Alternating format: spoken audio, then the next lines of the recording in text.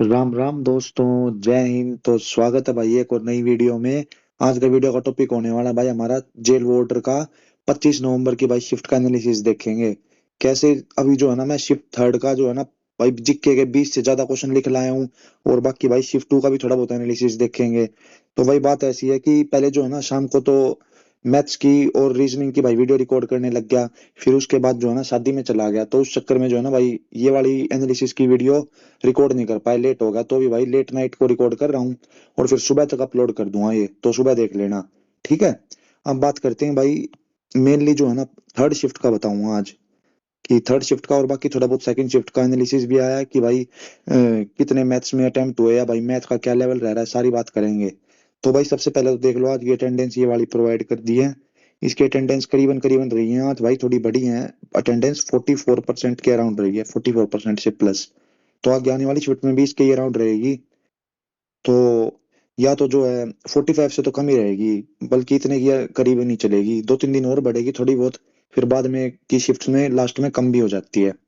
हम बात करें भाई इसकी दास ग्रेड 4 की, आज आंसर की आ गई है। तो इसकी आंसर की जो है ना मैं टेलीग्राम ग्रुप पे शेयर कर दूंगा, वहां से देख लेना। ये एग्जाम हुआ है अक्टूबर 2025 में। अभी देख लो आपका जेल वार्डर का एग्जाम चल रहा है नवंबर में। तो भाई एक महीने में जो है ना कुछ भी चेंज नहीं होता पैटर्न में।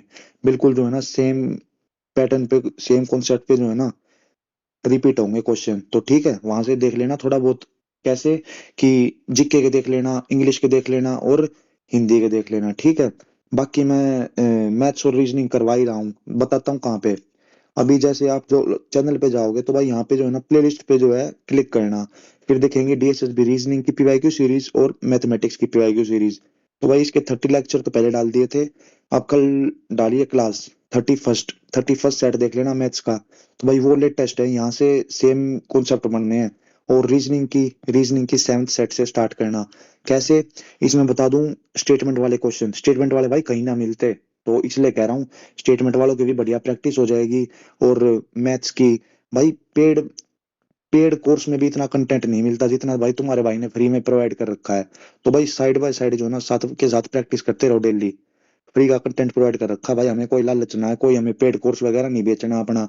बस ये थोड़ा बहुत भाई सपोर्ट कर दिया करो, अप्रिशिएट कर दिया करो इसका। ठीक है। बाकी भाई करवाओ थोड़ा, सब्सक्राइब बढ़वाओ। 5,000 के करीब है हमारे, 5,000 कंप्लीट करवा दो। ठीक है। फिर करते हैं बात आगे की। तो भाई आज का बताता हूँ मैं क्या कुछ रहा है जीके का। सबसे पहले बात करते हैं भाई मैथ्स की बात करता हूँ भाई। जो भी एग्जाम दे के आ रहा है ना, कह रहा है भाई मैथ्स थोड़ा हमें जो है कैलकुलेटिव लग रहा है, दिक्कत आ रही है मैथ में। तो भाई इसका तो सॉल्यूशन एक ही हो सकता है अब लास्ट में। क्या, कि भाई मैथ में जो है ना हमें ये पहले से ही सोच के जाना है कि भाई हमें टारगेट हमारा रखना है 30 प्लस का आउट ऑफ 40। भाई अब टारगेट छोड़ दो 35 प्लस, 38 9 का। वो कौन कर पाएगा भाई, वो कर पाएगा जिसकी प्रैक्टिस बढ़िया लेवल की है। पर जो भी फ्रेशर है भाई, पहली बार दे रहा है या जिसका थोड़ा बहुत भी मैथ वीक है ना, तो भाई वो अपने दिमाग में लेके चलो कि हमें जो है ना 30 क्वेश्चन करने हैं, 30 अराउंड। क्योंकि अगर फिर टाइम जो है ना 40 मिनट से कम अगर छोड़ोगे ना इंग्लिश और हिंदी के लिए, तो भाई फिर वो और दिक्कत है, सिलेक्शन से दूर करवा देगी वो। तो ये दिमाग में फिट करके रखो अपना, 40 मिनट हमें कम से कम छोड़नी है इनके लिए। तो इसलिए कह रहा हूँ भाई 30 तक का टारगेट लेके चलो। सबसे पहले जो है ना इजी इजी क्वेश्चन टारगेट करने हैं हमें, इजी। और वो कैसे पता लगेगा भाई ये करने का क्वेश्चन है या नहीं है, वो भाई डेली सेट देखा करो। मैं जो है डेली कोशिश रहेगी मेरी कि मैं अपलोड कर दूं एक क्लास मैथ की और एक क्लास रीजनिंग की। तो अभी जितने भी दिन एग्जाम के बच्चे हैं ना, तो भाई डेली करो इनको, पक्का इंप्रूवमेंट देखने को मिलेगी। क्योंकि पैटर्न रिपीट होगा और बस डिजिट बदल के आएंगे, question same to same repeat होने हैं। ठीक है। हम बात करते हैं भाई जीके की। जीके में सबसे क्वेश्चन वाइज बताता हूँ आपको भाई। कॉन्स्टिट्यूशनल अमेंडमेंट से क्वेश्चन आ रहे हैं। कैसे, 44th कॉन्स्टिट्यूशनल अमेंडमेंट से आज क्वेश्चन आया है थर्ड शिफ्ट में। उसके बाद भाई 86th कॉन्स्टिट्यूशनल अमेंडमेंट से इनडायरेक्टली क्वेश्चन पूछा है कि भाई 14 ईयर्स तक जो है फ्री एजुकेशन कौन सा वो देता है कॉन्स्टिट्यूशनल अमेंडमेंट। तो भाई 86 में मिलता है 6 से 14 साल तक के बच्चों के लिए। उसके बाद बात करें भाई प्रेसिडेंट से क्वेश्चन आया है। पार्डनिंग पावर, प्रेसिडेंट की पार्डनिंग पावर की जो है आर्टिकल पूछा था, तो भाई वो होता है आर्टिकल 72। ऐसी आगे आने वाली शिफ्ट में भाई किसी शिफ्ट में गवर्नर का पूछ लेगा। गवर्नर का क्या होता है, आर्टिकल 161। तो भाई इसलिए कह रहा हूँ कॉन्स्टिट्यूशनल अमेंडमेंट और अपने आर्टिकल पक्के करते हुए चलो। उसके बाद बात करें भाई, एक क्वेश्चन जो है जुडिशियल रिव्यू से रिलेटेड पूछा गया था। इसमें पूछा था कि भाई क्या मतलब कॉन्स्टिट्यूशनल सुप्रीमेसी या फिर करके कुछ स्टेटमेंट टाइप में था ये, या फिर गवर्नमेंट सुप्रीमेसी होगा, या फिर जो है एग्जीक्यूटिव सुप्रीमेसी करके। ये थोड़ा टफ क्वेश्चन लगा मेरे को। हम बात करें नेक्स्ट नेक्स्ट क्वेश्चन भाई, इसके बाद है दिल्ली का। दिल्ली का कॉन्स्टिट्यूशनल अमेंडमेंट से भी क्वेश्चन आया था। कौन सा? 69th कॉन्स्टिट्यूशनल अमेंडमेंट से रिलेटेड है दिल्ली का, ठीक है। और आर्टिकल इसका पूछेगा नेक्स्ट वाली शिफ्ट किसी में। आर्टिकल होता है 239 डबल लेकर के, ठीक है। अब उसके बाद बात करते हैं नेक्स्ट। नेक्स्ट भाई ज्योग्राफी का क्वेश्चन है। ज्योग्राफी का क्या, कि ब्रह्मपुत्र जो रिवर है अपनी, वो कौन से देश से जो है इंडिया में एंटर करती है, ठीक है। तो कंट्री के से पूछा था, किस कंट्री से। उसके बाद बात करें भाई वेस्टर्न कोस्टल प्लेन। तो वेस्टर्न कोस्टल प्लेन जो है वो क्या रहते हैं, एमरजेंट रहते हैं या फिर सबमर्सिव रहते हैं, ठीक है। इस रिलेटेड क्वेश्चन था। उसके बाद बात करें भाई फेस्टिवल से क्वेश्चन था, कि जो तीज फेस्टिवल है, तीज फेस्टिवल वो मतलब कहाँ पे मनाया जाता है, ऐसा कुछ करके था, ठीक है। उसके बाद बात करें भाई फिजिक्स से। फिजिक्स से एक क्वेश्चन आ रखा था पावर। पावर की जो है एसआई यूनिट पूछ रखी थी, तो वो भी इजी था, किसने पढ़ रखा हो तो। उसके बाद भाई एक क्वेश्चन 1857 के रिवोल्ट से पहले कुछ करके था, 1857 रिवोल्ट से के अराउंड क्वेश्चन पूछ रखा था। उसके बाद बात करें भाई करंट अफेयर। करंट अफेयर से जो है ना 9 से 10 क्वेश्चन आए थे करंट अफेयर के, और सारे क्या है 2025 की करंट अफेयर थी। तो भाई अभी जो है ना रिसेंट मंथ की करंट अफेयर देखो, अक्टूबर की, सितंबर की, और अगस्त की, और जुलाई की, ठीक है। यहाँ से देखो 4-5 महीनों की पीछे से क्या क्वेश्चन था बता दूं, कि अक्टूबर 2025 में जो है आईसीसी का टेस्ट का नंबर 1 बॉलर कौन है। तो भाई ऑप्शन में सिराज वगैरह भी थे, शमी था। तो भाई उसका आंसर तो मेरे अकॉर्डिंग बुमराह होना चाहिए, ठीक है। अब बात करें नेक्स्ट क्वेश्चन। नेक्स्ट है भाई सितंबर 2025 का जो है करंट अफेयर भी दिया हुआ था। उसके बाद बात करें, एक क्वेश्चन ऐसा कुछ करके था कि पीएम मोदी ने जो है बीएसएनएल में कुछ वो करा था, इनॉग्रेट करा था, तो उसका स्टेट दे रखा था। ऑप्शन में दे रखे थे भाई महाराष्ट्र दे रखा था, और केरला और ओडिशा भी दे रखा था। तो ये एक इस टाइप का क्वेश्चन था, तो टफ ही है ये। हम बात करें नेक्स्ट भाई, दो क्वेश्चन जो है स्कीम से दे रखे थे। स्कीम से बता दो किस टाइप की स्कीम थी। एक तो थी भाई पीएम युवा स्कीम करके कुछ था, एक क्वेश्चन इसका था। और एक क्वेश्चन क्या करके था, एक क्वेश्चन में स्कीम दे रखी थी पीएम जो आवास योजना है ना, आवास योजना। तो भाई उसमें कितने जो है टारगेट थे, टारगेट करा है 2025 तक, कितने घर का टारगेट करा है। तो भाई ये भी बहुत मुश्किल क्वेश्चन ही लग रहा है मेरे को तो। हम बात करें नेक्स्ट भाई, नेक्स्ट है ट्रेड से रिलेटेड कुछ था। ट्रेड पैक्ट साइन हुआ है 2025 में, तो वो मतलब किस टाइप किस कंट्रीज में हुआ था भाई। वो म्यांमार दे रखा था ऑप्शन में, श्रीलंका था, और मालदीव्स करके था, ठीक है। उसके बाद बात करें भाई, एक क्वेश्चन जो है, एक क्वेश्चन अपना जो है सेंसस से भी था, सेंसस से। उसके बाद बात करें नेक्स्ट, एक क्वेश्चन भाई इकोनॉमिक से था, कैसा था, डिमांड एंड सप्लाई से रिलेटेड, डिमांड और सप्लाई। उसके बाद बात करें भाई, एक जो है मेवाड़ रूलर से रिलेटेड कुछ करके था क्वेश्चन। और उसके बाद बात करें भाई नेक्स्ट, एक क्वेश्चन था इंस्ट्रूमेंट का, इंस्ट्रूमेंट से रिलेटेड था, उसमें फ्लूट दे रखा था ऑप्शन में, पियानो दे रखा था। तो भाई यही है सारा जो है ना, स्टैटिक से भी क्वेश्चन आ रहे हैं, थोड़े बहुत इकोनॉमिक्स से। बाकी भाई पॉलिटी हिस्ट्री इनका वेटेज ज्यादा है, पहले भी बताया था, और इनका भाई आगे भी रहेगा, ठीक है। तो इसके अकॉर्डिंग अपना जो है जीके पढ़ते हुए चलो, अपना रिवाइज करो डेली, ठीक है भाई। अब बात करते हैं नेक्स्ट। नेक्स्ट में क्या करते हैं, इसका देखते हैं अब इंग्लिश का। तो भाई इंग्लिश का आज भी बहुत ज्यादा वेटेज रहा है, किसका बताता हूँ। दो तो आ रहे हैं अपने पैसेज, इसके अकॉर्डिंग पढ़ाई करनी है।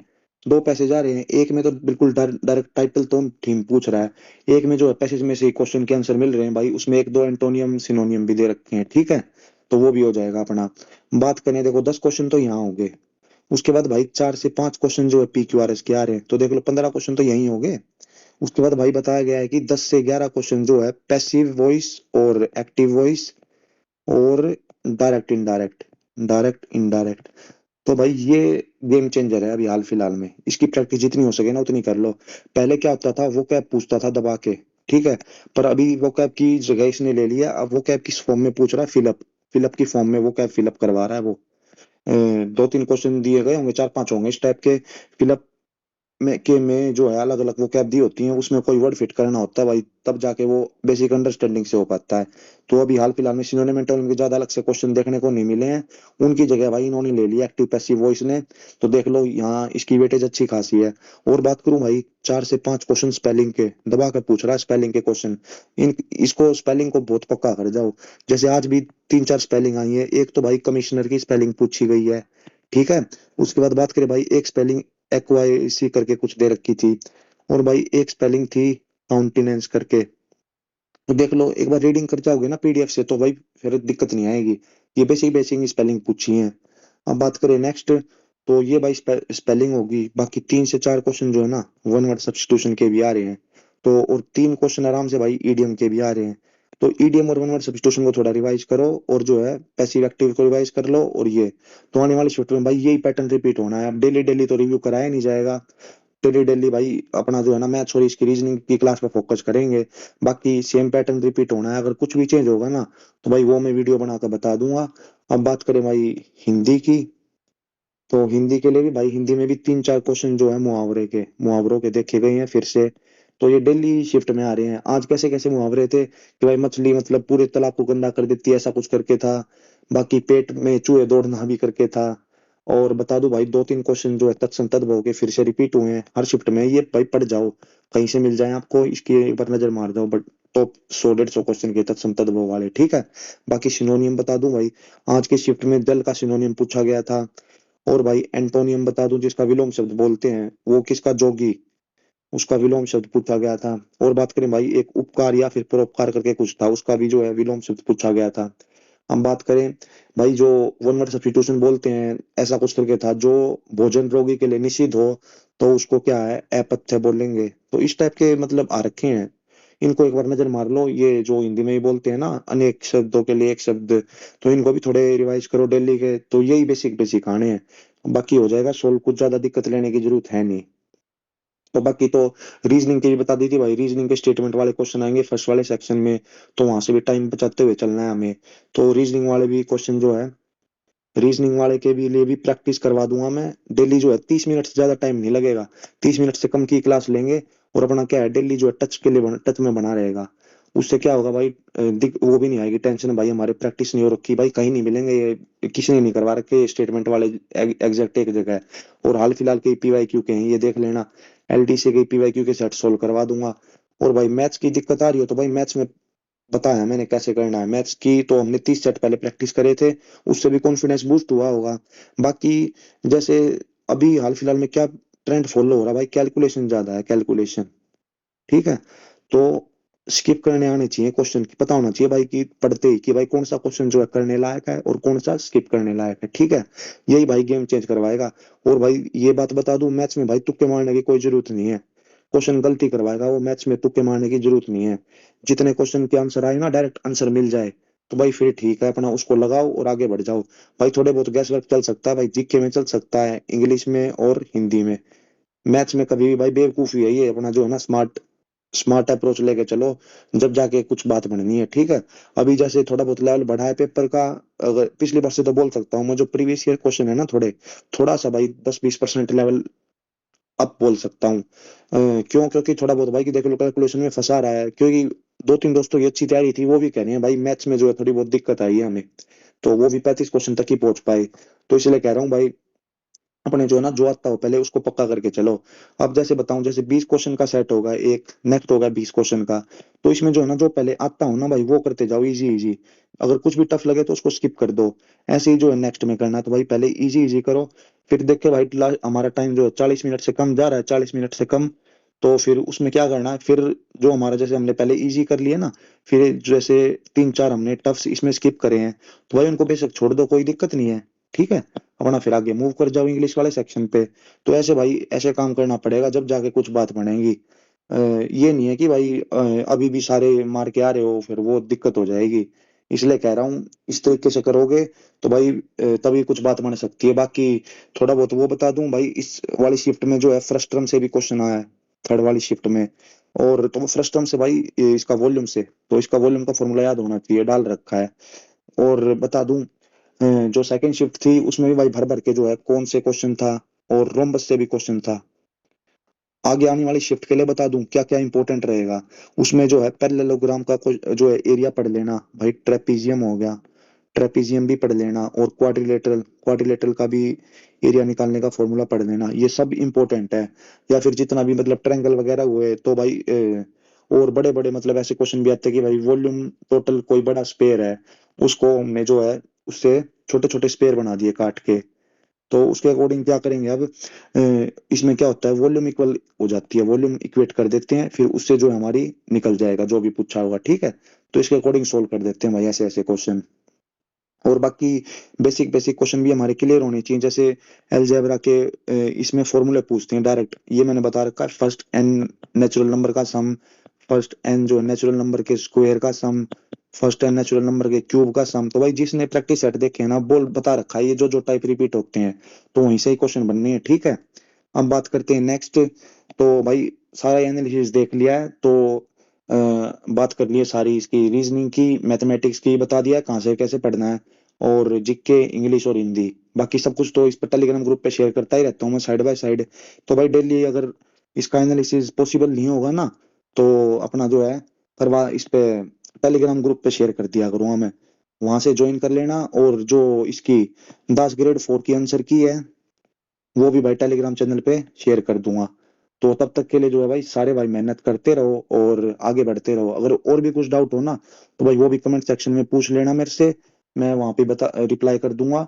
और भाई जो है चैनल को सब्सक्राइब कर लेना और वीडियो को लाइक कर देना अच्छी लगी हो तो चलते हैं भाई, ज्यादा टाइम ना वेस्ट करते हुए, मिलते हैं नेक्स्ट वीडियो में जल्दी ही, तब तक के लिए राम राम।